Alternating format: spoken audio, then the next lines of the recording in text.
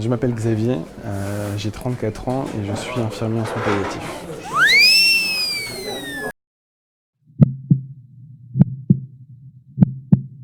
Quand je dis aux gens que je travaille en soins palliatifs, j'observe toujours la même réaction.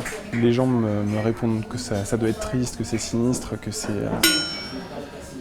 Et moi, c'est pas du tout le regard que je porte sur mon métier parce que en soins palliatifs, on travaille avec la vie. C'est presque un travail d'enquêteur en fait, c'est essayer de décoder les souhaits, les demandes cachées et de travailler avec ça pour justement apporter toujours plus de confort, toujours plus de vie dans la prise en charge. Et c'est ça que je trouve super inspirant en fait. Je publie mes dessins sur Instagram, essentiellement aujourd'hui.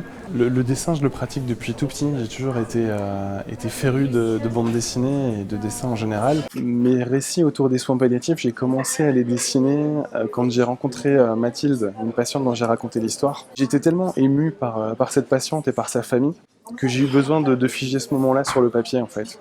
Le dessin, ça m'aide pas vraiment à mettre de la distance, ça m'aide plus à figer des moments qui ont compté pour moi en fait. C'est toutes ces rencontres humaines qui ont compté d'une manière ou d'une autre.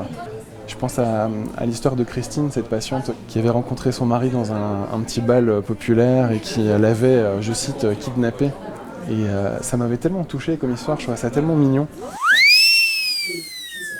que je me suis dit, il faut que les gens l'entendent, il faut que je la raconte en fait. Je me le suis demandé si c'était vraiment compatible de raconter des histoires autour des soins palliatifs avec un trait résolument BD et ce trait un peu caricatural, de la BD franco-belge avec les gros nez, ce genre de choses-là. Mais en fait, c'est ce que je maîtrise, c'est ce que j'aime faire et j'y suis allé à l'instinct, spontanément. Et je pense que c'est aussi ça qui en a peut-être fait le succès en fait. Justement, ce trait BD, ce trait un peu dynamique et vivant, finalement ça renforce cette idée que les soins palliatifs, c'est ça, c'est de la vie avant tout en fait.